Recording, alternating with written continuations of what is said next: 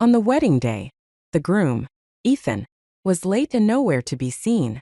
His mother, Mrs. Harris, answered a call and announced that Ethan was being rushed to the hospital for leukemia surgery. To save him, I, without hesitation, signed the bone marrow donation form handed to me by Mrs. Harris. I died on the operating table. Our child couldn't be saved either. After my death, my spirit left my body, desperate to see the man I had loved for 6 years. But what I saw crushed me. Ethan was perfectly fine, holding his true love, Sophia, in his arms. They were in our wedding suite, the one I had sold to help with his company's financial issues. We finally have the money to stabilize the company, and I can marry you now, Ethan whispered to Sophia. It turned out he had faked his illness just to harvest my bone marrow so he could run away with her. When I opened my eyes again, I had returned to the morning of my wedding day. This time, I swore to make him pay.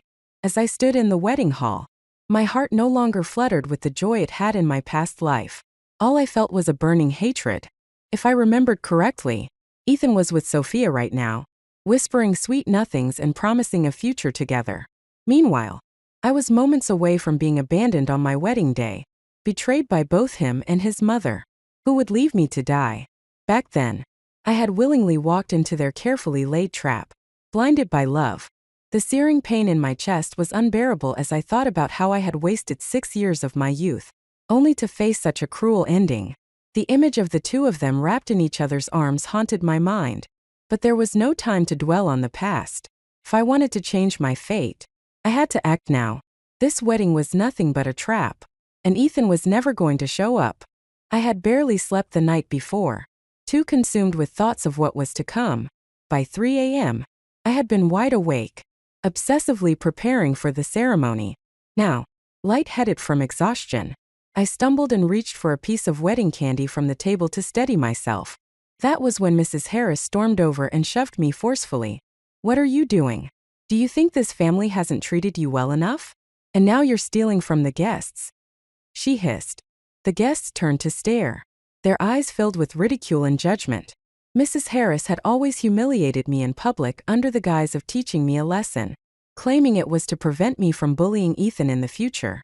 In my previous life, I had swallowed my pride, unwilling to create drama and put Ethan in an awkward position. My tolerance had only emboldened her. Ethan had never once defended me. But this time, I clenched my fists. I had decided to take revenge, and I wouldn't tolerate a single ounce of disrespect. I slowly rose to my feet, walked to the center of the hall, and announced, "Everyone, the wedding is off. You can all go home." A collective gasp filled the room. I, who had always been the epitome of patience and composure, was now calling off the wedding without warning. After all, Ethan and I had been the picture-perfect college sweethearts, envied by many. Mrs. Harris scowled and tried to calm me. "Mia, don't make a scene. Ethan has been working so hard for the company lately. He's just running a little late. Can't you be more understanding?" She continued. "And what's this about? Just because I said one thing to you, you're throwing a tantrum." Ethan's company was indeed in trouble. But what Mrs. Harris didn't know was that I was the company's majority shareholder. I had planned to reveal my true identity as the heiress of a prominent family after the wedding. My family had opposed our relationship, but I believed that once we were married, my father would have no choice but to help Ethan's business. But now, all of that seemed laughable. My elaborate plans had only made me look like a fool. Ethan hadn't been reachable since the night before. Even now, he hadn't shown up. Anyone would find that suspicious. "Mrs. Harris," I said with a cold smile, "are you trying to cover for Ethan? Do you even know why he's not here today? Or are you deliberately trying to mislead everyone?" My voice carried across the room. Him not showing up is not only a slap in my face but also an insult to everyone here. If he doesn't care, why should I? Before I could leave, Mrs. Harris's phone rang. She raised her voice, announcing, "Everyone, calm down. It's Ethan's secretary. He must be delayed because of work." The room fell silent as she answered the call. But the voice on the other end wasn't the secretary's. It was Sophia's. "Mrs. Harris," she said in a sickly sweet tone, "Ethan has been diagnosed with acute leukemia. He's being rushed to the hospital now. What? Mrs. Harris shrieked. What did the doctor say? They said he needs a bone marrow transplant immediately. Sophia replied. By the way, doesn't Mia have the same blood type as Ethan? Maybe she can help. All eyes turned to me. Mrs. Harris approached, her voice trembling. Mia, please, for the sake of the years you've been with Ethan, won't you help him? I stepped back, avoiding her grasp. This scene was all too familiar. In my past life, overcome with grief and worry, I had agreed without hesitation, and it had cost me my life. But not this time. Sensing my reluctance, Mrs. Harris's expression darkened. She turned to the guests and wailed dramatically. Everyone, please help me convince her. You all know how much Ethan has done for her. She can't turn her back on him now. The guests chimed in, adding to the pressure. But I smiled coldly. Do you even know if I'm a match? Shouldn't that be determined first? Besides, wouldn't a direct relative have a better chance of being compatible? My sharp response left them speechless. Some of my friends finally stepped in, saying, she's right. Why force her without even confirming compatibility? Mrs. Harris's face turned pale. After a moment, she burst into tears, wailing about how she was being mistreated and how I was ungrateful. I pulled out my phone and calmly called my private doctor. I turned on the speakerphone and grabbed the microphone from the MC, speaking loudly and clearly. My voice echoed through the hall as I recited examples of successful bone marrow transplants from direct relatives. I fixed my gaze on Mrs. Harris. Did you hear that? I only have one husband. Are you sure you want to be the one to abandon him? I said mockingly. Seeing that I was unmoved, Mrs. Harris's expression turned vicious. Listen, Mia, you will donate that bone marrow whether you like it or not. It's not up to you. She spat. No sooner had she finished speaking than several burly men surrounded me. They grabbed my arms and began dragging me away. The friends I had invited to the wedding were too few to intervene effectively. I struggled with all my strength, but the more I resisted, the tighter their grip became. Panic set in. This was far worse than in my previous life. Back then, things hadn't escalated to this point. Amid the chaos, I pressed a shortcut button on my phone. Before I knew it, they had taken me to the all-too-familiar hospital. In my previous life, I hadn't even undergone a compatibility test before being forced onto the operating table. A long needle had pierced my body, the pain leaving me trembling uncontrollably. Ethan never intended for me to survive. He and his family had mercilessly extracted everything of value from me. The thought made my stomach churn with disgust. What was even more absurd was that this hospital had been acquired under my initiative for the benefit of the company's employees. Yet Ethan had used it to commit such heinous acts. The men dragged me into the operating room and threw me onto the surgical table with a force that sent a sharp pain through my back. Despite the pain, I gritted my teeth and forced myself to sit up. I couldn't die here. I hadn't exacted my revenge yet. Are you seriously going to do this to me? In front of so many people? I growled, my voice cold and defiant. Mrs. Harris pushed a nearby doctor forward and barked. Tie her down. Do it now. I glared at the doctor holding the syringe. Who dares touch me? I snapped. I am Mia Lin, heiress of the Lin family. The doctor hesitated, his hand trembling slightly. Mrs. Harris. She really is a Lin, he stammered. Others in the room froze, exchanging nervous glances. Everyone knew the consequences of crossing the Lin family. Seeing the hesitation, Mrs. Harris kicked the doctor and snatched the syringe from his hand. She stormed toward me, grabbing my hair roughly. What are you afraid of? She's no heiress. If she is, I'll kneel and knock my head on the floor 10 times. Taking advantage of her arrogance, I bit down on her arm with all my strength.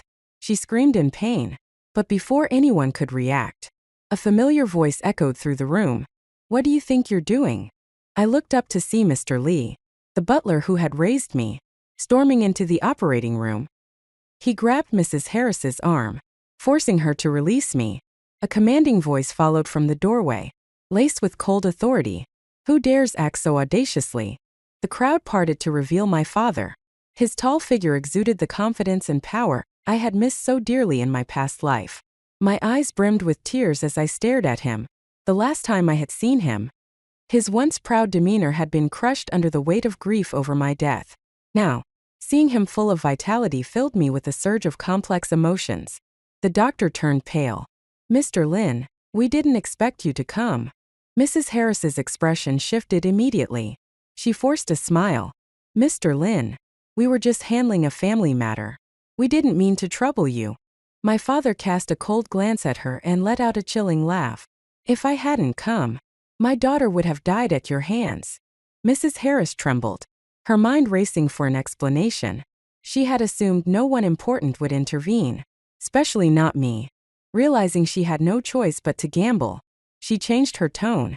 "Mia, it was all just a misunderstanding. I was desperate to save Ethan. You love him, don't you? You want him to get better, right?"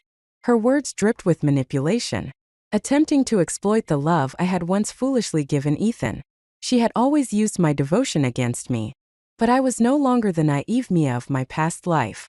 I tilted my head slightly and replied coldly, "You should know, Mrs. Harris, that if my family lifts a finger, Ethan's company will crumble overnight." Her face turned ashen, and she quickly bowed. "I'm so sorry. Mia, please, forgive me. I wasn't thinking straight." Her once overbearing demeanor had vanished, replaced by groveling desperation. But I had no intention of letting her off that easily. I let a sly smile spread across my face. "Then, as you said, go ahead and bow your head 10 times. My tone was calm, but I could feel the malice radiating from me. After all, I was a vengeful ghost who had crawled back from hell. Mrs. Harris stepped back, stumbling and falling to the floor. Her teeth clenched as her mind raced. So, she really is a Lin. For Ethan to rise to success, I'll have to retreat for now. Once Mia marries into the Harris family, she'll be at my mercy. I watched as humiliation washed over her face. Slowly, she bent down, her head hitting the floor one time after another. Drops of blood began to seep from her forehead, but she persevered. "Daughter-in-law," she began weakly. "Call me Miss Lin." I interrupted coldly. Her head snapped up in shock. Blood trickled down her brow as my icy tone cut through the air. "Is that enough?" I asked flatly. "Apology not accepted." Her stunned expression morphed into one of fury. She fumbled for her phone to call for help, but with a simple glance from me, Mr. Lee, our butler, stepped forward and kicked her phone away.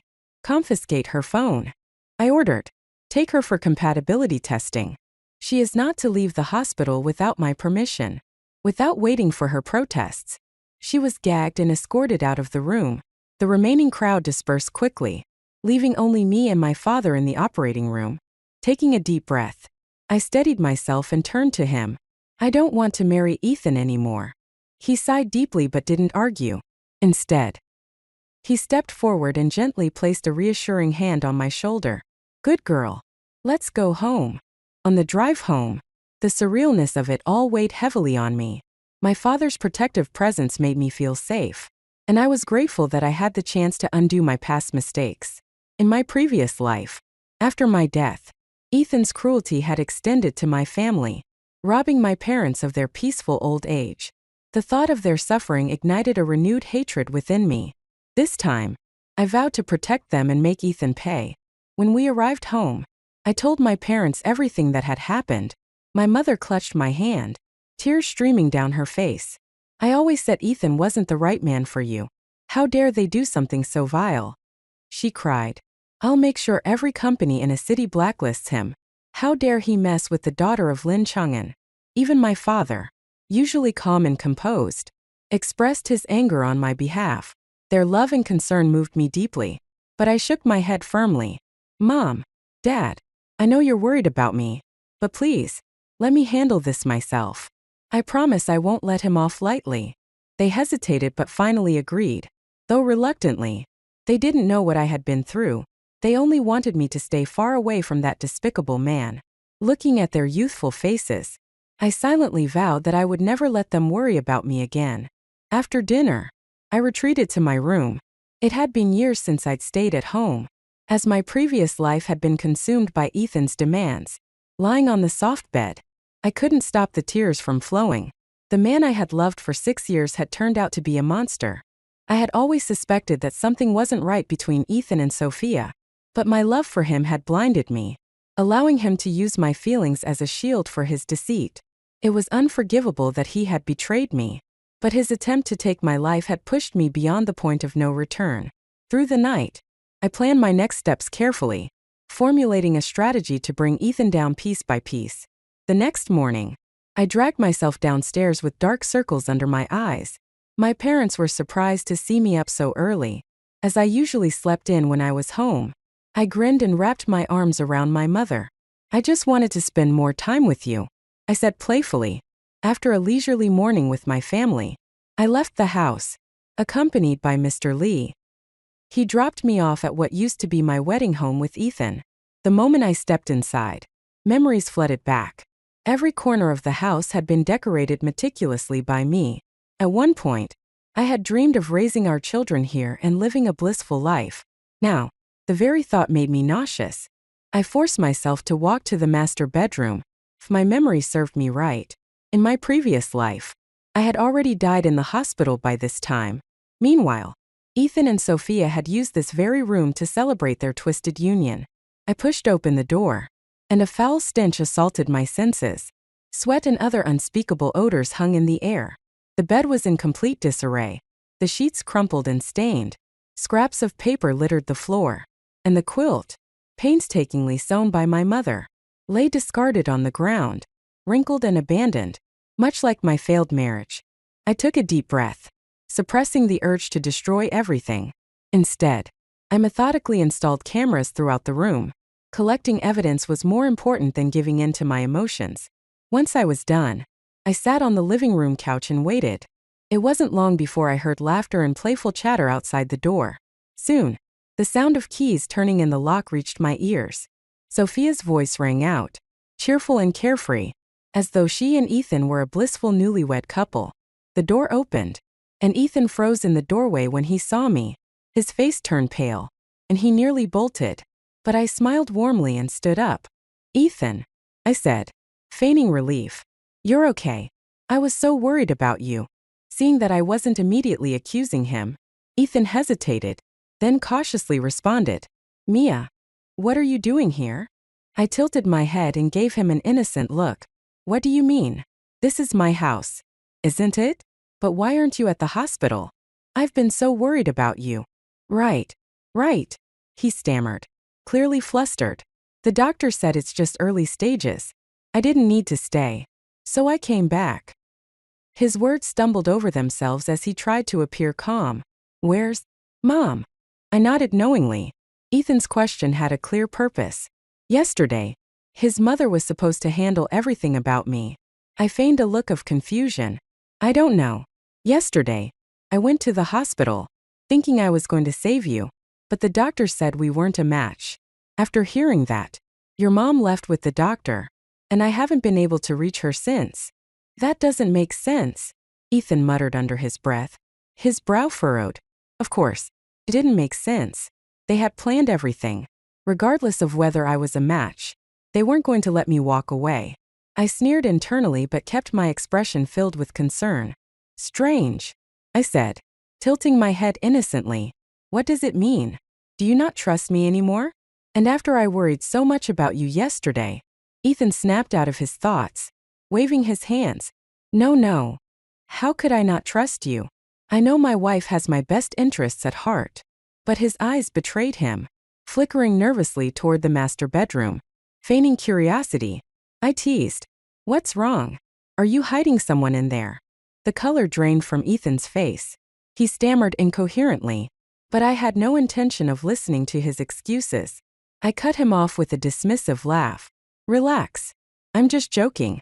I've got some things to take care of at home, so I'll leave now."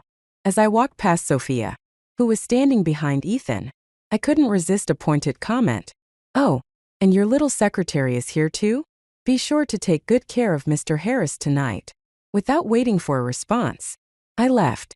Back at home, I sprawled across my bed, satisfied. For the first time in ages, I wasn't preoccupied with pandering to a man.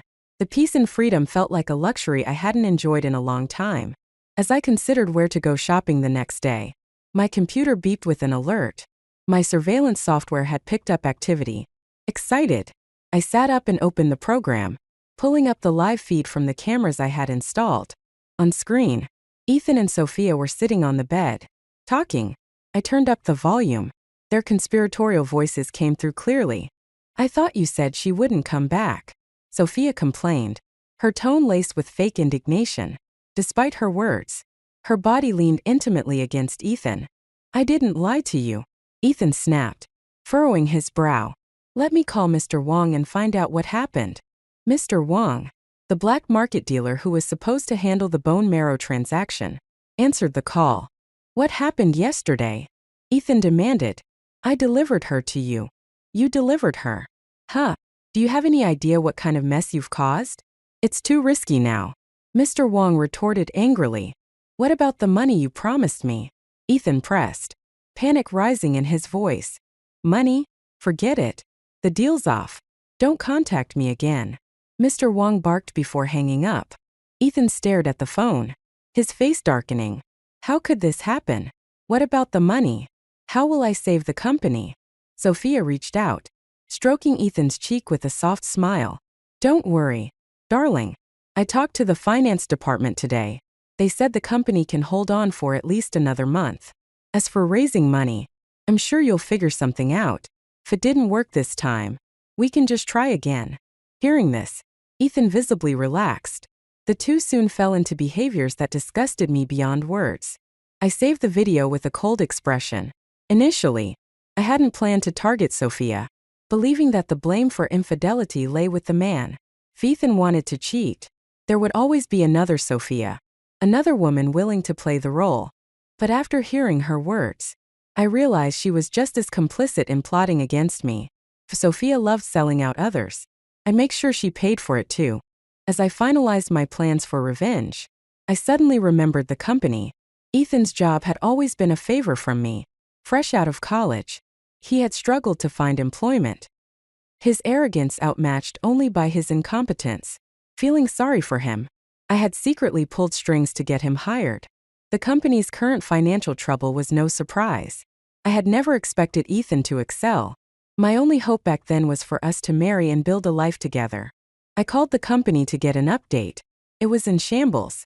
Most of the talented employees I had hired had resigned, unable to tolerate Sophia's influence.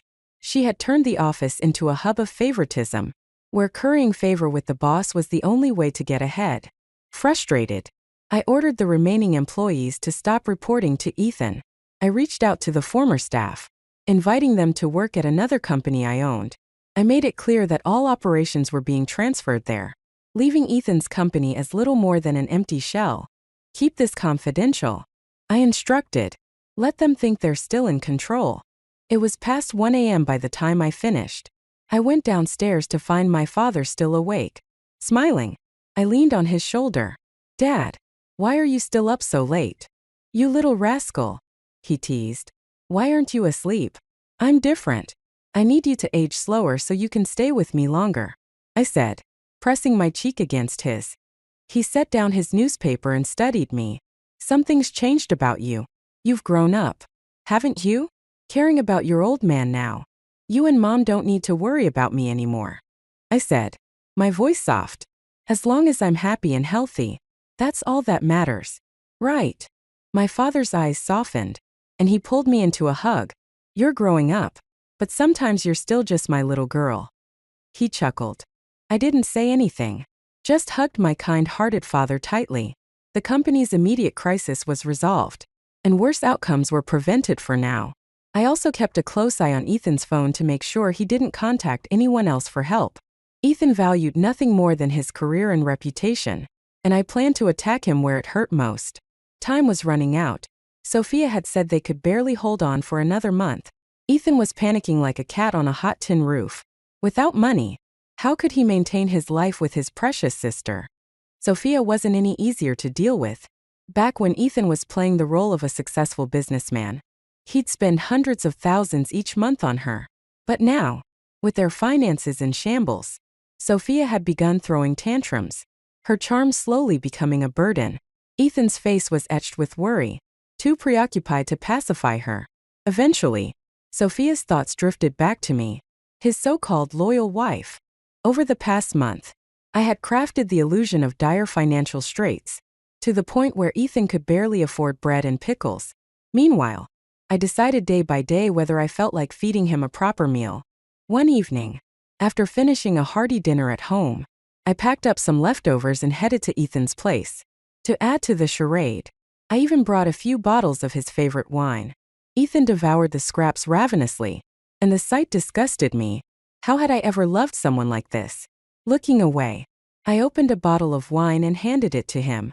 As the drinks flowed, Ethan's gaze softened, a hint of sentiment creeping into his eyes. Mia, you were there when I started the company, and now, even when I'm down, you haven't abandoned me. It's so good to have you by my side. He reached out to grab my hand, but I deftly avoided him, playing along. We've been together for 6 years. Ethan, if I don't support you, who will?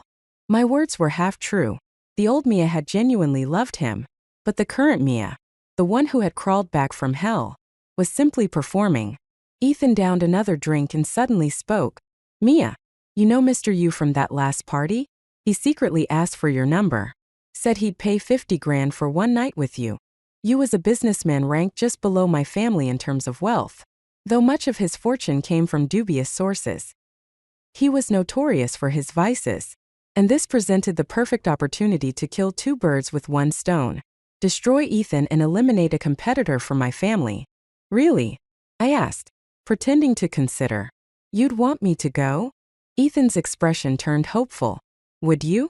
For me. My gaze grew icy. Of course. Not in a million years. Ethan's body slumped against the table, unconscious from the sedatives I'd spiked in his wine. I called Mr. Lee. Uncle Lee, everything's ready on my end. How about you? It's all set, he replied. By 10 p.m. The night was just beginning.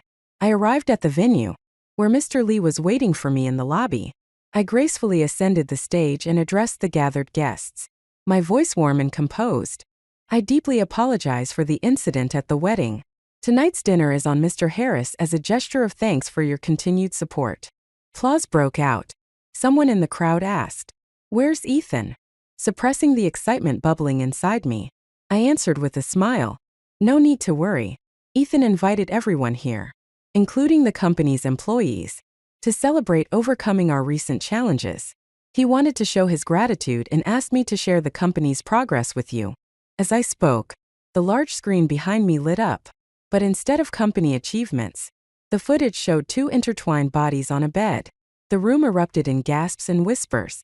Feigning panic, I stammered, I'm not sure what this is. There must be some mistake." But everyone was too engrossed in the scandalous video. As the footage reached its climax, the faces of the 2 individuals came into full view. It was Ethan and Mr. Yu. The crowd descended into chaos, and Ethan's reputation was utterly destroyed. The sedatives were strong, and Ethan remained unconscious until morning. By then, his phone was inundated with messages. I sat by his bedside, eagerly awaiting his reaction. When he finally woke and saw the news, his face turned pale, and he nearly fainted again. I slapped him awake, and he stared at me, trembling. What is this? I need to go to the hospital." You want to go to the hospital? I sneered. Sophia said you had a plan to make money, but, darling, we're broke. Get used to it. I buried my face in my arm, stifling a laugh as Ethan's panic turned to fury. Where's Sophia? Bring her here. He roared. Oh, she's been busy dating lately. I replied nonchalantly. I had deliberately introduced Sophia to one of my childhood friends, a minor businessman who was playing along with my scheme. Ethan's face darkened further, but I continued to taunt him. What's wrong? Darling, she's a young woman. Isn't she allowed to fall in love? You can't expect her to keep slaving away for the company forever. At this, Ethan finally passed out. Even a few slaps couldn't wake him. 3 days later, I saw him again. He looked thinner, his once confident demeanor completely gone. Yet, Sophia had returned to his side. I heard that Ethan had tried to report the incident to the police, but Mr. Yu had settled it privately with money, essentially selling Ethan out in the process. I was in an excellent mood. Sophia loved selling others. Let's see who could outsell whom. Though Ethan and Sophia appeared to reconcile, they had no idea that every step they took was still under my control. After learning Ethan received a small settlement, I had my friend cut off ties with Sophia. As expected, she quickly returned to leech off Ethan, further draining his already dwindling resources. The contrast between the frail, desperate Ethan and the once proud man he used to be brought me a twisted sense of satisfaction. Since my rebirth, I had been radiating confidence and beauty. Weekly spa treatments, regular gym sessions, and self-care brought me back to the vitality I had after graduating college. Compared to my past life of tirelessly sacrificing for a man, I was now glowing with independence. When I saw Sophia again, her jealousy was almost palpable. "Sister-in-law," she said, her voice laced with faux concern. "I mean no offense, but while Ethan is working himself to the bone for the company, you seem to have plenty of time to doll yourself up. If someone didn't know better, they'd think you were already looking for someone new." I didn't take the bait. Instead, I glanced at the designer bag on her arm, a recent release and undoubtedly bought with the last of Ethan's emergency money. "Oh my, Miss Sophia," I said with a smile, "that's quite a nice bag you've got there. Is it a gift from a promising new company that's taking you in? Or was it bought with Ethan's hard-earned money?" Sophia froze, her face flushed with embarrassment. She turned to Ethan for support, but his face darkened at the reminder of their financial struggles. "Enough," he snapped at Sophia.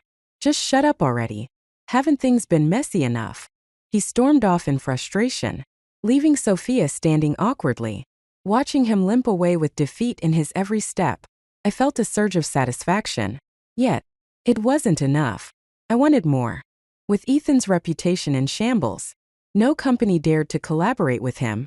Rumors spread about the downfall of this once promising dark horse. The little money they'd managed to scrape together was now gone, and the cracks in Ethan and Sophia's relationship were growing wider. Without money to smooth things over, even the strongest bonds could crumble. Ethan was losing his grip. The combined agony of betrayal and professional failure was driving him mad. He turned to drinking, and when drunk, often lashed out physically at Sophia.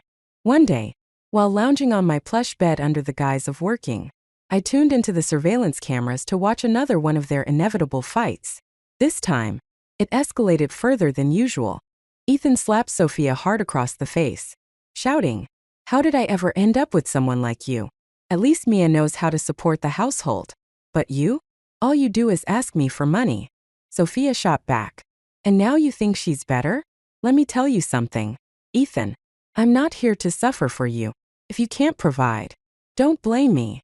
Her words cut deep, sparking another round of violence. I sighed, slightly bored by the repetitive drama. Just as I was about to close the laptop, something caught my attention. The two of them were scheming to sell my house. I sat up straight. This house was a gift I'd given Ethan, with both of our names on the deed. Now he dared to turn against me? Ethan, ever the dreamer, said, "Mia's so understanding. She'll forgive me once I get back on my feet. I'll buy the house back eventually." I let out a cold laugh and made a call. Ethan managed to quickly find a real estate agent, willing to help him sell the property. The agent promised to transfer the funds immediately upon closing, but insisted on inspecting the house first. Ethan, blinded by desperation, readily agreed and took Sophia along. As soon as they left, I arrived with my team. Without hesitation, I grabbed a hammer and began smashing every corner of the house. Furniture, walls, and fixtures. Everything was reduced to rubble. By the time I was done, the house was unrecognizable, a heap of destruction that erased every trace of my past. When Ethan returned with the agent, he froze in the doorway, staring at the devastation. Before he could react, the agent, following my instructions, rushed forward and punched Ethan. "You're trying to sell me this? A gutted house? Do you know how much business I've lost because of you?" The agent roared, landing another blow. Ethan, dazed and weak, could only stammer in confusion, exhausted from everything he'd been through. He didn't even have the strength to call the police. He lay amidst the ruins, feverish and staring blankly at the ceiling. "Mia," he murmured, his thoughts foggy. Could she have done this? Ever since she came back from the hospital, nothing has been the same. Just as I thought there was nothing more I could do to torment him, Mr. Lee brought me a lab report. My eyes lit up. It was a successful compatibility match for Mrs. Harris. A new plan began to take shape. I returned to the wrecked house and found Ethan delirious with fever. I stuffed some fever medicine into his mouth, waiting until he slowly regained consciousness. As he opened his eyes, I wiped away fake tears and sobbed. Ethan, what happened to us? Did you offend someone? I used all of this month's salary to buy you fever medicine. Ethan, surprisingly moved, looked at me with a glimmer of emotion. Mia, every time I'm at my lowest, you're always there for me. I cut him off, gasping dramatically. Ethan, are you in the late stages of leukemia? I covered my mouth, pretending to stifle sobs. Ethan froze, unsure how to respond. He hesitated, struggling to find words to explain his earlier lie. I shook my head, tears streaming, and ran out of the house. Once outside, I made another call. Meanwhile, Ethan lay on the bed, replaying the scene in his mind. He thought about how heartbroken I had looked, convinced of his illness. She really loves me, he muttered to himself. Back in college, Ethan had believed he'd never find true love. Marrying someone like me had seemed practical. But when Sophia reappeared in his life last year, he had made the same mistake all men make. Despite everything, I hadn't abandoned him. His eyes welled up at the thought. But just as he began to convince himself of my unwavering devotion, his phone rang. It was Mr. Wong, the shady middleman. Hey, Wong said, his voice casual. Business is back on. Are you still short on money? I asked. Hope flickered in Ethan's eyes, as if my question had healed half of his misery. Yes, I'll do it. I'll go, he said eagerly. Then, hesitating, he added cautiously, but Mr. Wong, can we use someone else this time? This caught Mr. Wong off guard. And me too. But I motioned for him to continue following the script. Sure. Same terms as before, Mr. Wong said reluctantly after glancing at me. Back in the room, Ethan grabbed my hand excitedly. We're going to have money soon. Everything will be okay. I smiled faintly, already knowing he had decided to abandon Sophia in this transaction. Yet, no matter his choice, my plan remained unchanged. The day of the surgery for Mrs. Harris arrived. I brought Ethan to the hospital, claiming he needed a medical checkup. Once there, I revealed the true purpose. Darling, I said gently, someone's willing to donate bone marrow for you. You just need to go through with the surgery. Don't worry about the money. It's all taken care of. Ethan's face paled with shock. He opened his mouth to protest, but in his weakened state, he was easily restrained and escorted into the operating room by the doctors. The surgery went smoothly. Mrs. Harris's bone marrow was extracted, leaving her lifeless on the operating table. As for Ethan, I had only instructed the doctors to sedate him for a couple of hours. When he finally woke up, I took his hand with exaggerated joy. Darling, you've been saved.